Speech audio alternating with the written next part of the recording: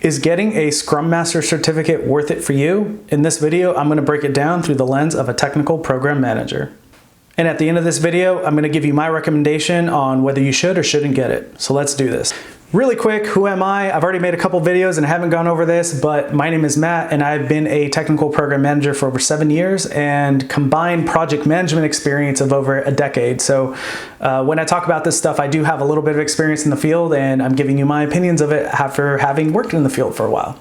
First things first, we have to get past a few definitions. What is Scrum? Scrum is an Agile framework. Okay, what does that mean? Well, Agile is an iterative approach to project management that scales really well with software development teams and software development life cycles. Agile is an iterative approach to project management, plain and simple. It really takes the old school model of having these long drawn out processes of initiation to planning to execution to controlling, monitoring, and closing, and really shrinks them a little bit and allows the team to be a little bit more responsive to changes in the project. The big thing here to note is that requirements, plans, and execution are constantly monitored on a shorter cadence and adjustments are made on the fly versus if you were building a house, you can't really decide, if you're already putting the roof on the house that now you want to take down some walls and move some walls around because then the roof would have to go. So it's really a little bit more of a shrinking process for that. That makes sense. It was primarily designed with software development teams in mind and allows them to deliver value faster for the end customer. So then what is Scrum? Well, it's an Agile framework that allows teams to deliver value in consistent and shorter fixed duration cycles. Typically, these are called a sprint. And I'm not going to go too much in detail about how Scrum works. I'll probably make a future video about it. But most often in the industry, 2-week sprints are protected. So teams will plan according for the next 2 weeks and then reevaluate and then do the next 2-week planning. So it's a little bit of a rolling wave planning if you think of it that way. The main thing about Scrum is that it helps teams deliver value incrementally and in a collaborative manner. The Scrum Master is kind of that neutral third-party coach. I always like to imagine a Scrum Master is sort of like a referee, except they want the best team interest in mind. So they're usually the ones calling the Scrum ceremonies that include stand-ups, sprint planning, retrospectives, backlog refinement, all of that stuff. They're the ones that are in charge of that, and they're also in charge of removing blockers and impediments for the team. So when there's things that come out of retrospectives or stand-up blockers, like they are actually actively working to chase those down. Now, the role of Scrum Master could be played by anyone, and this is very clearly stated in a lot of different manuals and Scrum frameworks, but usually the technical program manager or the project manager in the organization plays that role because that is the closest role that already kind of aligns with what a project manager does. It is not project management, so a Scrum Master doesn't make a project manager, but a project manager typically has to make a Scrum Master, at least in my experience. Is getting a Scrum Master certificate actually worth it? Well, there's actually 3 camps of people that I'm going to talk about. And the first camp is yes, the second camp is maybe, and the third camp is no. So in the yes camp, if you are an aspiring technical program manager, if you have never worked with software development teams, then I would behoove you to go get a Scrum certificate. And I'm going to talk about what those certificates are right after this section. The Scrum certificate demonstrates that you put in effort and learning into gaining a new skill that you can use to jump into technical program management. And the reality is a technical program manager, especially when they're first starting out, is often asked to be the Scrum Master for a team or groups of teams. And so you want to be able to have this skill in your back pocket. Now, even if you do find a technical program manager role that doesn't require you to be a Scrum Master, you're going to have to work with teams that are operating within the Scrum framework, and you should probably know a thing or two so you know how to ask for resources, you know what your role is at stand-up, or if you get to a backlog refinement meeting, you have to know what these things are so you can operate more effectively. And basically, if you have this on your resume, a recruiter's going to see this and say, hey, this person actually understands Scrum. Part of the job's description is maybe they need to understand Scrum or they need to be a Scrum Master. So I would say yes, if you're an aspiring technical program manager, go get it. Okay, camp 2 is the maybe camp.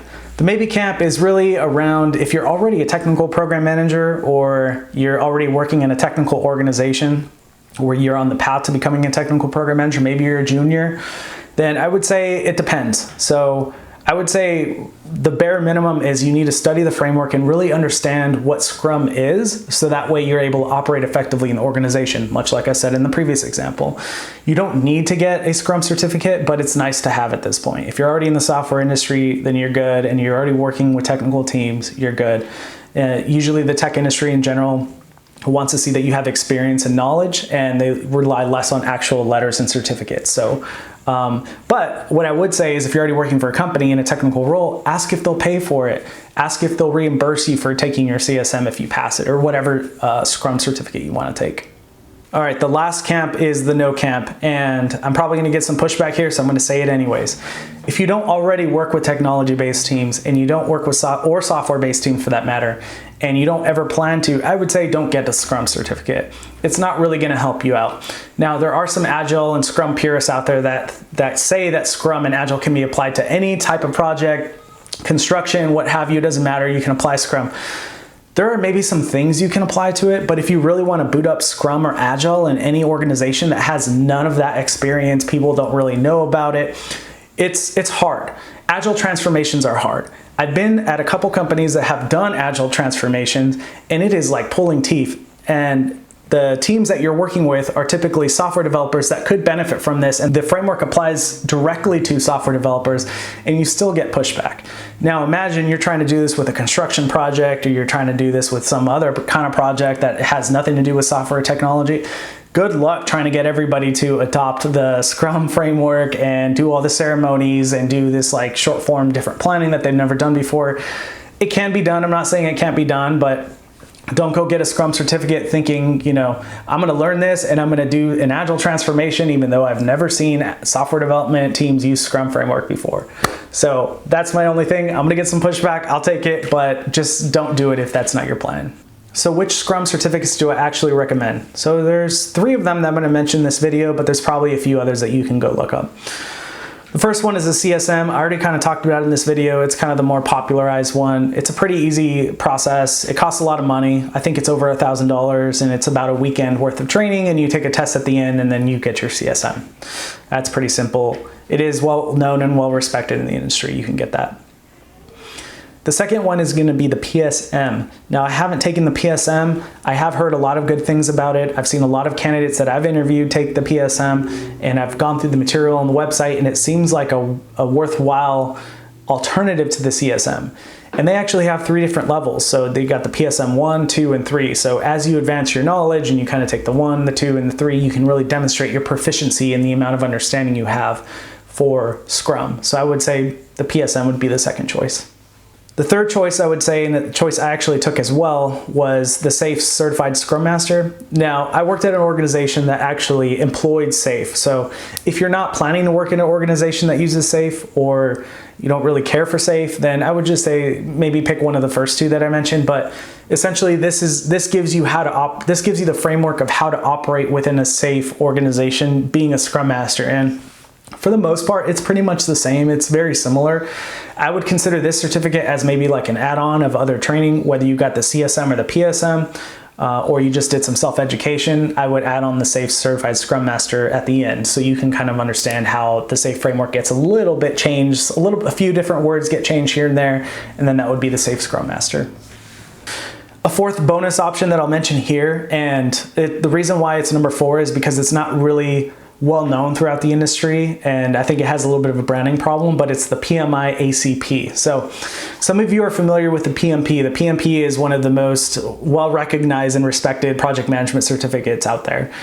I studied my butt off for it. It was a really hard test. So definitely when I see a PMP out there, I'm like, they did the work and they put it in, right? Now, PMI offers something called the ACP. So the ACP stands for Agile Certified Practitioner. Now, this test is also pretty challenging, and it covers not just Scrum, but a bunch of different other Agile frameworks. Like they talk about Lean, they talk about extreme programming. They've got a lot of other things and principles in there. So I would say the ACP is a little bit more of like a general broad understanding of all like the frameworks that are different than standard program management.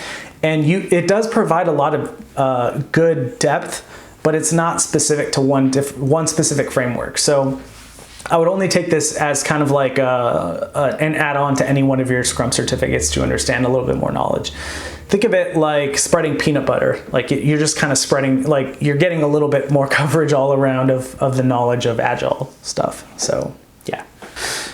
Okay, the last bit I'm going to talk about is experience matters. So The reason why I'm saying this is because it is really easy to get a Scrum Master job. It is really easy to become a technical program manager as a Scrum Master. It's really easy to get Scrum certified, but I want to tell you that learning Scrum is pretty easy. Doing Scrum really, really well is very, very hard. So if the Scrum Master route or doing Scrum is something that you want to do, I would just ask you to please commit a lot of cycles and learning and continuous development towards it, because in my career working with probably over 100 different technical program managers, I can count on one hand how many of them were like truly good at Scrum, where their teams were extremely high functioning, that they understood the frameworks, that it was really, really working for them. And the other 95 or so, let's say in this case, if it was actually 100, you could see that their teams had more dysfunction, distrust of the process, it didn't really work, the Scrum Master wasn't, or the project manager in this case, wasn't following up on stuff, things were kind of broken. And so what I would say is, just please, if you do this, be good at it. Your teams will thank you, your company will thank you. It is very obvious when you see a really good Scrum Master, and it is like an awe. It is so awesome to see. And when it comes to getting good, you have to have some patience. So it's gonna take several years for you to become a really good Scrum Master, and it depends on how much focus and effort you're putting into continuous education. Being a good Scrum Master takes practice. It takes observing other people. It takes making process improvements on your team. It takes just putting in the reps over and over again. So don't beat yourself up if you're not a master or an expert right out the gate. But I would say, you know, maybe at the earliest by year 2, like you're really into a flow and you can really be a good Scrum Master. Okay, that's kind of it. If you enjoyed this video, feel free to give it a like. If you want to see more video on technical program management concepts and topics, go ahead and subscribe and drop a comment down below if you want to see something else. I'm looking for video ideas at this point, so I might just make your video idea if you drop it down. So take care, and I'll see you in the next one.